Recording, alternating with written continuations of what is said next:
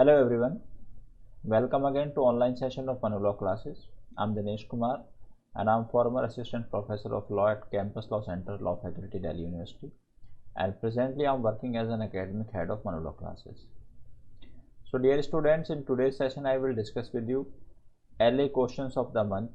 In this series or in this lecture, I will discuss with you some of the important questions based upon the CLAT pattern and some of the important questions based upon the ILAT pattern. These questions are expected in your coming examination, so these are very important from your examination point of view. But before moving forward, there is an important announcement for all of you. Admissions are open at Manu Law classes for upcoming batch of 2022 and 2023. All of you may get yourself enrolled with us for getting the best result. And for more information, you can dial the given number on screen, that is 9971 444 054. Dear students, we at Manu Law classes are also providing 15 days free trial to all the aspirant of law entrance examination. And in these 15 days free trial, you will get the following benefits. Number one, you will get the live classes with one-to-one interaction. Number second, you will get various recorded conceptual lectures on various topics. You will get the topic test and sectional test. And at last, we will provide you the analysis of your performance, and this analysis will be done by our team of experts. For availing the benefit of this facility, you need to do the following activities. First of all, you need to find the link in the description below. Then you should locate the sign up for 15 days free trial.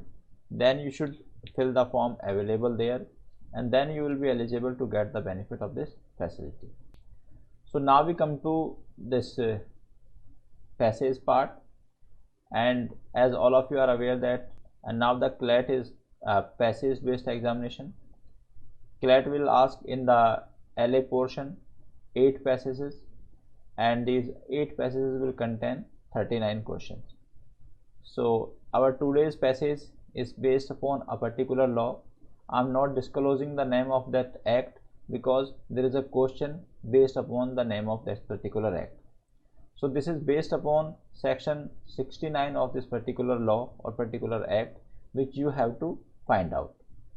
And it is talking about that what is the liability of a person when a person makes the payment on the behalf of other person.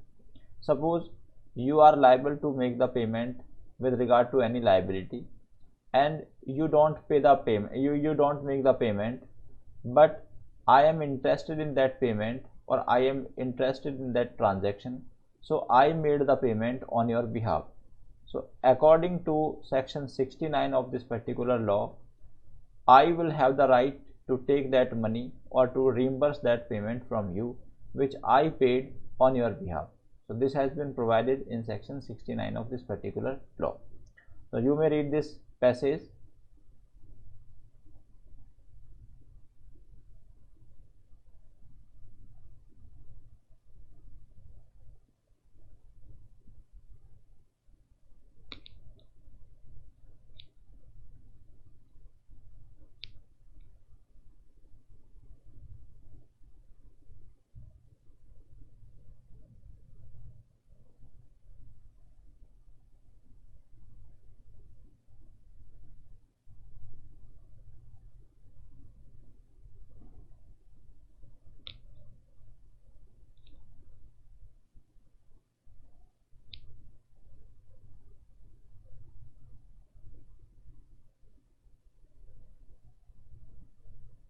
This passage has been taken from the decision of, in the case of the trustee of the Port of Madras versus Bombay Company Private Limited, and this decision is the this is the decision of Honorable Madras High Court, and this was decided by Honorable Madras High Court on 10th March 1966. So now we come to first question, and first question is that any person who pays on the behalf of other person is bound to be reimbursed by the other person for that payment. This is contained under section 69 of X. X means यहाँ पर एक word दिया गया X. You have to find out the name of that particular law which is talking about this provision. So there are 5 options before you. One is the Indian Contract Act, second is the IPC, third is Companies Act, and fourth is Law of Tort, and fifth is none of the above. So basically if you will read section 69 of Indian Contract Act, then you will find the same provisions. So the correct answer is A, that is Indian Contract Act. Now we move to the second part or second question. Question number second is, A owner of a land gave it on lease to B. Means A किसी land का honour है और वो इस land को B को देता है. Who in turn assign his lease to C, और B अपनी लीज C को दे देता है. C further mortgage this land to D, और C इस लैंड को D को mortgage कर देता है. C who was liable to pay the rent went bankrupt. अब now C की ड्यूटी थी रेंट को पे करना, लेकिन C bankrupt हो गया. So C is not able to pay the rent to this A. As a result of which D took the possession of the land. ठीक है. So basically C has given this land to land on mortgage to D, and C did not make the payment. So D took the possession of the land, but failed to pay the rent. A should B.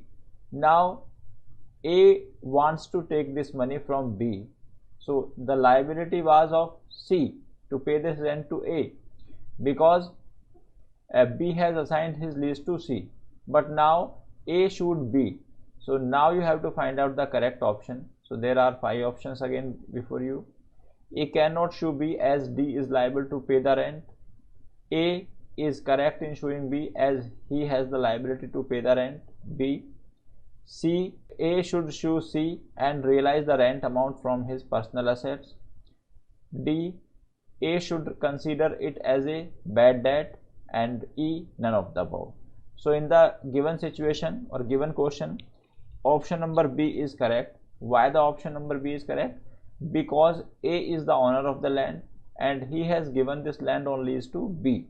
So A has the right to recover this amount from B, and A does not know that to whom he has assigned his lease, whether C or D. So here A will be entitled to take this rent from B. Now we come to question number third, and question number third is based upon assertion and reason. According to the assertion, any person who does a gratuitous act is bound to get reimbursed from the person enjoying the benefit of that act. So basically gratuitous act का मतलब होता है free काम करना. So suppose I am doing any free act for somebody else, then that person is bound to make the payment to me as per the assertion. Now reason क्या है?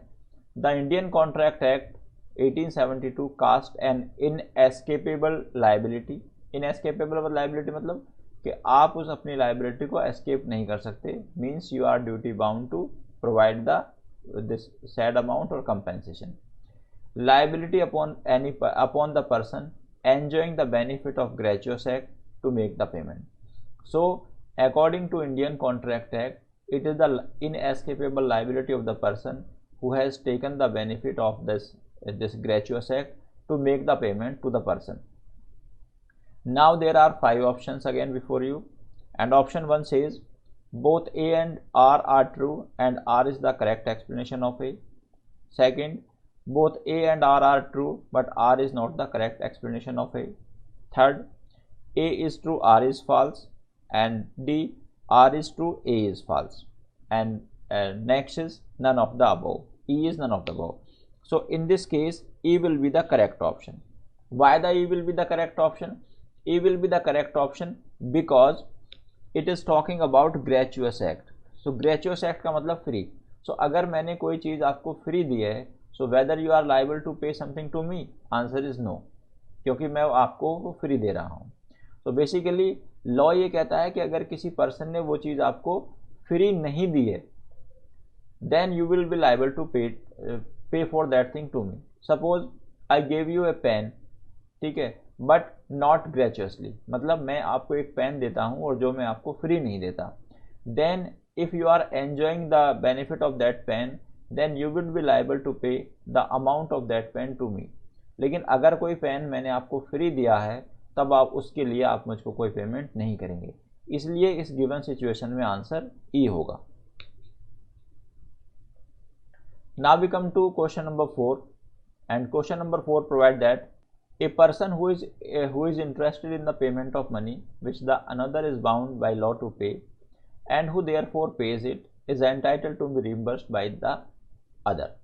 So basically ये इस बात को कहता है, suppose I am the owner of a land, मैं एक लैंड का ओनर हूँ, ठीक है, and you are my tenant, ठीक है, and I did not deposit the electricity bill of that particular land. Now you are, since you are the tenant of this land and you are enjoying the benefit from this land, so if I will not pay the bill of the electricity, then the electricity department may cut this connection of electricity and you will not be entitled to enjoy that particular land. So अब आप क्या करते हैं that you paid the money or you paid the electricity bill on my behalf, so you would be entitled to take that money from me. Now we come to the question. Kiran holds land in West Bengal on a lease granted by Lalit. तो किरण के पास एक land है waste Bengal में और ये lease पर दी है ललित ने. तो ललित कौन है? Lalit is the zamindar. The revenue payable by Lalit to the government being in arrear means Lalit did not pay the revenue of the government. His land is advertise for sale by the government. तो government उसकी land को sale के लिए advertise करती है. Under the revenue law, the consequences of such sale will be the annulment of Kiran's lease. So basically, if this land will be advertised by the government for sale, then the lease of Kiran will be annulled or cancelled. तो किरण की lease खत्म हो जाएगी. In order to prevent this sale and consequent annulment of his own lease, pays government the sum due from Lalit. तो किरण क्या करता है? किरण अपनी इस लीज को बचाने के लिए गवर्नमेंट का रेवेन्यू पे कर देता है. Now the liability was of Lalit to pay the revenue, but since Kiran has the lease with respect to this particular land, so he made the payment on the behalf of Lalit zamindar. So now you have to give the correct answer. First, Lalit is not bound to pay Kiran as he was interested in the land.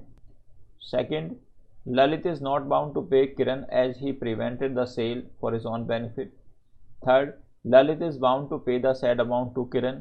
Fourth, Kiran is bound to pay the sum due to the government as she is the leaseholder. ठीक है.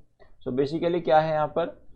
C will be the correct answer, क्योंकि यहाँ पर since Kiran has made the payment on the behalf of Lalit, so it becomes the duty of Lalit to make the payment to the Kiran. Now we come to question number 5. P and Q jointly own a house in XYZ street. तो P और Q का एक घर है जो joint house है दोनों का XYZ street में. There was an oral agreement between them. तो agreement क्या है उनके पास? उनके बीच में एक oral agreement है, मतलब written agreement नहीं है. That P would be liable to pay the loan installment and Q would be liable for maintenance and repair. So agreement क्या है? That P will pay the loan installment and Q will make the payment for repair.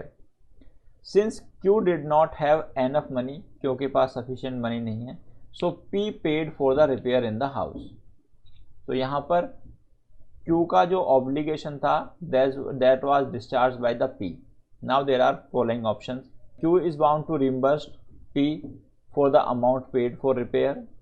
Second, P has the right to recover amount paid for repair, both A and B, and D, it is Q's discretion if he would make the payment to P for the amount paid or repair. So basically क्या है, in this given case, since P was not legally bound to make the payment on the behalf of Q and P made the payment on his own discretion, so there will not be the legal binding obligation between them. Rather, it will depend upon the discretion of Q that whether he wants to pay this money to P or not. So the correct option will be D. क्योंकि यहाँ पर legal obligation नहीं था and P was also not interested in making the payment in the given situation. and moreover the agreement was also oral. So it will be very difficult to prove in the court of law. Now we come to IELTS based questions, and question number 1 is principle. Conspiracy is combination between two or more persons formed for the purpose of doing either an unlawful act or for lawful act by unlawful means. So conspiracy क्या है? Conspiracy एक दो या दो से अधिक person के बीच का कॉम्बिनेशन है जो किसी पर्टिकुलर या तो अनलॉफुल एक्ट को करने के लिए किया जाता है या लॉफुल एक्ट को बाय अनलॉफुल मीन्स करने के लिए किया जाता है. Now we come to the facts. X and Y conspire to poison Z. तो एक्स और वाई दोनों कॉन्स्पिरेसी करते हैं कि they would give the poison to Z. X in the pursuance of the conspiracy procures the poison, means X poison का arrangement करता है and deliver it to Y, और वाई को दे देता है in order that he may administer it to Z. तो X poison का arrangement करता है और पॉइजन वो वाई को देता है ताकि वाई पॉइजन को जेड को दे दे. Y in pursuance of the conspiracy administers the poison in the presence of X and thereby causes Z death. तो वाई एक्स की प्रेजेंस में वो पॉइजन जेड को देता है और जिससे ही जेड की डेथ हो जाती है. What offence if any has been committed by X and Y respectively. तो क्वेश्चन में हमसे ये पूछा जा रहा है कि दोनों ने कौन सा ऑफेंस किया है या क्या ऑफेंस किया है. So there are 4 options before us. X has committed the offence of murder and Y as an abettor. Both X and Y have committed the offence of criminal conspiracy. X has committed the offence of murder and Y as an abettor. Both x and y have committed the offense of murder. Since D option would be correct. Why the D option would be correct? Because it was the plan of both of them to cause the murder of this Z by giving the poison. So liability will be same, and the D will be the correct option. Now we come to second question. Principle. Whoever desires any court to give judgment about any legal right or liability which depends on the existence of those facts which he asserts must prove that these fact exist. तो basically जो किसी बात को prove करना चाहता है या वो चाहता है कि वो कोई डिसीजन उसके फेवर में आए, then the burden of proof lies upon that person. Now we come to fact.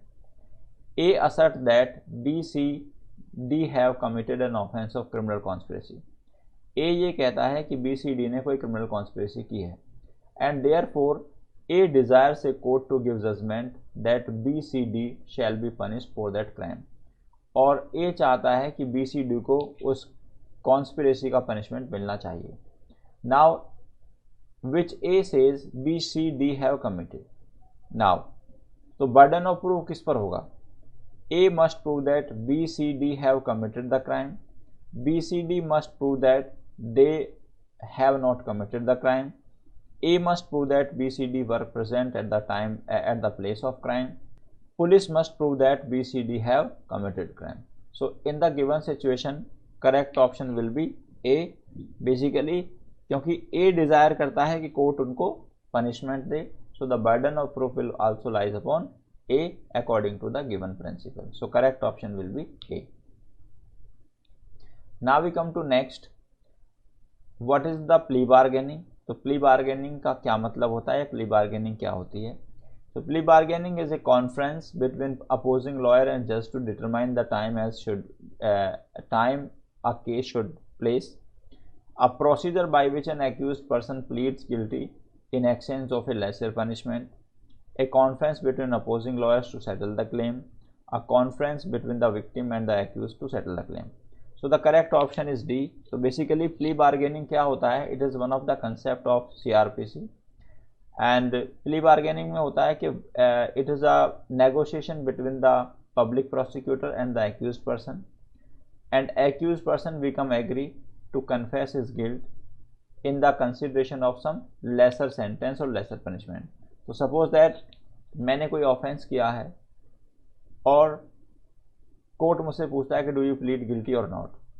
सो अगर मैं अपने गिल्ट को मान लेता हूँ तो वहाँ पर कोर्ट मुझे कुछ कम पनिशमेंट दे देगा. तो ये मेरे बीच में और प्रोसिक्यूशन के बीच में एक नेगोशिएशन होगा. क्यों? इससे फ़ायदा क्या होगा? इससे दोनों लोगों का फ़ायदा होता है. कैसा? Suppose I am an accused person, तो मेरा भी बेनिफिट है. क्यों?